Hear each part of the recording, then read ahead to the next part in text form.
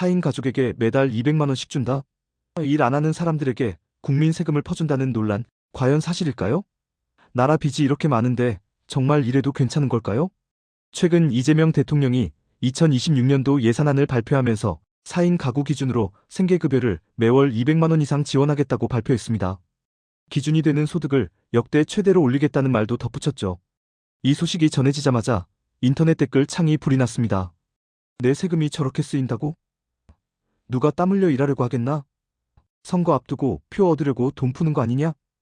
이런 격앙된 반응들이 쏟아졌죠. 200만 원. 결코 적은 돈이 아닙니다. 새벽같이 일어나 일터로 나가시는 분들, 하루 종일 가게 문을 열고 손님을 기다리시는 분들 입장에선 이런 소식이 허탈하게 들릴 수 있습니다. 나는 이렇게 힘들게 버는데 누구는 일도 안 하고 200만 원을 그냥 받는다고? 이런 생각이 드는 건 어쩌면 당연한 일입니다. 뉴스 제목들도 이런 불에 기름을 붓습니다. 역대급 인상, 퍼주기 논란, 전형적인 포퓰리즘, 이런 자극적인 말들만 보면 화가 나기 쉽죠. 하지만 오늘 그 화를 딱 10분만 접어두시길 부탁드립니다.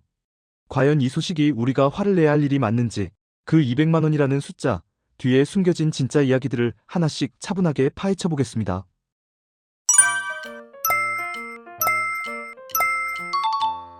안녕하세요.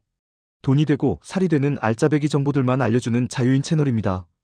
오늘 영상에서는 이 생계급여 200만 원을 둘러싼 가장 큰 세 가지 오해에 대해 알아보겠습니다. 과연 누가 이 돈을 받는지, 이 돈 때문에 정말 나라 재정이 거덜나는지, 그리고 정말 이게 선거용인지 그 진실을 낱낱이 알려드리겠습니다. 아마 첫 번째 오해, 일 안 하는 사람에게 돈을 준다는 것에 대한 진실만 들어도 깜짝 놀라실 겁니다. 가장 큰 첫 번째 오해가 바로 이것입니다. 일 안 하고 노는 사람들에게 돈을 주면 누가 열심히 일하려고 하겠느냐? 는 걱정이죠. 결론부터 말씀드리면 이건 사실이 아닙니다.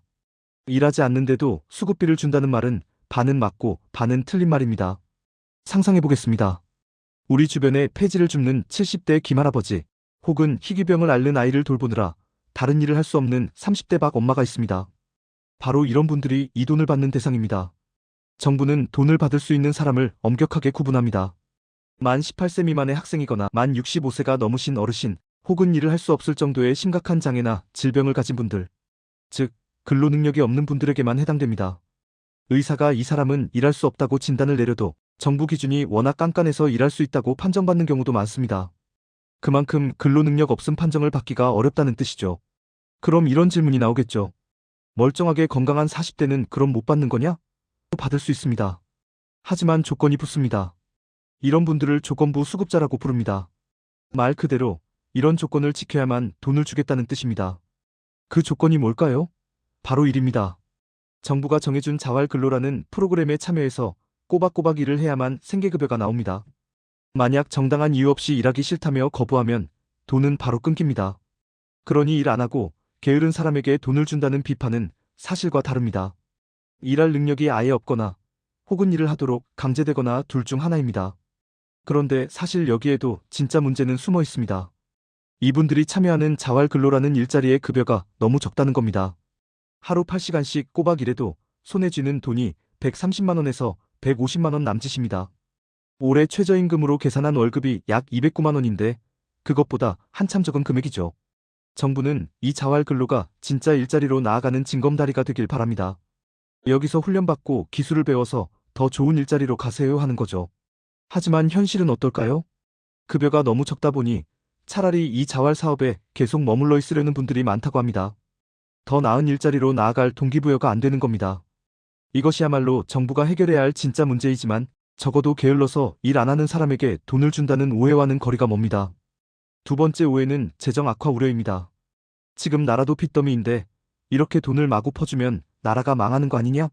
는 걱정입니다. 요즘 물가도 너무 오르고 경기도 안 좋아서 다들 힘듭니다. 이런 상황에서 역대급 인상이라는 말을 들으니 당연히 나라 살림 걱정이 앞설 수밖에 없죠. 하지만 이 역대급 인상이라는 말에도 함정이 있습니다. 이건 사실 엄청난 인상이라기보다는 그동안 못 받았던 돈을 조금 갚는 과정에 가깝습니다. 쉬운 비유를 들어보겠습니다. 부모님이 자녀에게 물가에 맞춰 용돈을 주기로 약속했습니다. 원래대로라면 50만 원을 줘야 맞습니다. 그런데 부모님이 요즘 사정이 어렵다면서 몇 년 동안 30만 원만 주셨습니다. 그러다가 새해부터는 40만 원으로 올려주겠다. 역대급 인상이다. 라고 생색을 내시는 겁니다. 자녀 입장에선 어떨까요? 기쁘기보다는 아직도 원래 약속한 50만 원보다 10만 원이나 적은데? 하는 생각이 들겠죠. 지금 정부가 하는 일이 이와 비슷합니다. 정부는 기준중위 소득이라는 공식에 따라 복지 기준을 정합니다. 그런데 몇 년 전부터 이 공식이 현실과 안 맞는다며 새로운 계산법을 만들었습니다. 새 계산법대로 하니 당연히 원래 줘야 할 돈이 더 많아졌죠. 정부는 이 차액을 2026년까지 나눠서 채워주겠다고 약속을 했습니다. 그런데 그 약속을 매년 경기가 안 좋다 세금이 덜 거쳤다는 이유로 제대로 지키지 않았습니다. 그래서 이번에 역대급으로 올렸다고 발표했지만 사실은 원래 줘야 할 금액에는 한참 못 미칩니다. 한 시민단체에서는 원래 4인 가구 기준이 760만 원이 되어야 하는데 정부가 649만 원으로 낮게 정했다. 무려 111만 원이나 차이가 난다고 지적하기도 했습니다. 즉 역대급 인상이라고 홍보는 하지만 실제로는 원래 약속했던 것보다 훨씬 적게 주고 있는 셈입니다. 또한 우리나라가 다른 선진국들에 비해 GDP 대비 복지 예산 비중이 훨씬 낮다는 것은 이미 잘 알려진 사실입니다. 우리는 복지를 너무 많이 해서 힘든 게 아니라 꼭 필요한 곳에 제대로 쓰이지 않는 것이 더 큰 문제입니다. 마지막 세 번째 오해, 바로 정치적 복지 논란입니다. 내년에 선거가 있으니 표 얻으려고 돈 푸는 것 아니냐? 는 의심이죠. 이건 정말 큰 오해입니다. 첫째로 이 생계급여 인상은 대통령이 마음대로 자, 오늘부터 올립시다 해서 정하는 게 아닙니다. 국민기초생활보장법이라는 법에 따라서 매년 8월 1일까지 중앙생활보장위원회라는 곳에서 여러 전문가와 위원들이 모여 심의하고 결정합니다. 대통령이나 정권이 바뀌어도 이 절차는 법에 따라 그대로 진행됩니다. 이전 정부 때도 똑같은 구조로 결정됐습니다. 둘째로 이것이 포퓰리즘이라는 비판은 사실 정반대입니다. 오히려 이번 정부의 결정은 복지 후퇴에 가깝습니다. 안녕하세요. 늘 응원해주시는 자유인 가족 여러분. 진심으로 감사드립니다. 더 큰 혜택과 깊이 있는 정보를 드리기 위해 멤버십을 시작합니다. 멤버십에 가입하시면 새로운 영상을 누구보다 먼저 보실 수 있고 오직 회원님께만 공개되는 특별한 영상과 정보도 만나보실 수 있습니다. 동영상 아래 구독 버튼 옆에 가입 버튼을 누르시면 월 커피 한 잔 값에 따뜻한 마음으로 자유인 채널의 든든한 가족이 되어주실 수 있습니다. 여러분의 소중한 후원이 더 좋은 콘텐츠를 만드는데 큰 힘이 됩니다. 감사합니다. 아까 정부가 2026년까지 원래 줘야 할 돈을 채워주겠다고 약속했다고 말씀드렸죠? 이전 정부는 이걸 2027년까지 1년 미뤘습니다. 그런데 현 정부는 이걸 아예 2030년까지로 더 미뤄버렸습니다. 또 생계급여 지급 기준을 중위소득의 35%까지 올리겠다는 약속도 있었는데 이건 역시 2027년에서 2030년으로 밀려났습니다. 약속했던 시기를 3년이나 뒤로 미룬 겁니다. 어떻게 보면 국민과의 약속을 어기고 복지 수준을 후퇴시킨 것인데 이것을 표를 얻기 위한 포퓰리즘이라고 부르는 것은 앞뒤가 맞지 않습니다. 오히려 약속을 지키라고 요구해야 할 판이죠. 정리해보겠습니다. 첫째, 일 안 하는 사람에게 돈 준다? 거짓입니다. 일할 능력이 없거나 어르신, 장애인 등 혹은 정부가 정한 일을 반드시 해야만 받을 수 있습니다. 둘째, 나라 재정이 거덜난다? 과장입니다. 역대급 인상이라지만 원래 주기로 약속했던 금액에도 한참 못 미칩니다.